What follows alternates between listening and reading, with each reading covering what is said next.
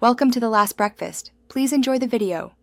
You begin by separating 3 egg whites carefully. Any yolk or grease will ruin volume. Once the whites sit at room temp, add cream of tartar or vinegar to stabilize. Start whisking at medium speed until soft, foamy peaks form. This traps air and creates the structure.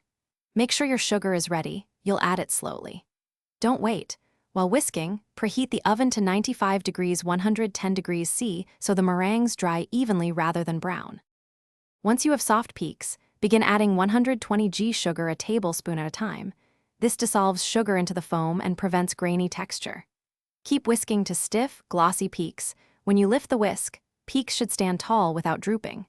Make sure to test a little between fingers for any grit. Transfer to a piping bag, pipe 2-3 centimeter kisses with even spacing, and tap the tray to pop air bubbles so shells bake smooth and hollow. You finish by baking the kisses low and slow for 60-90 minutes. Once time's up, turn off the oven and leave them inside with the door ajar to cool. This prevents cracking.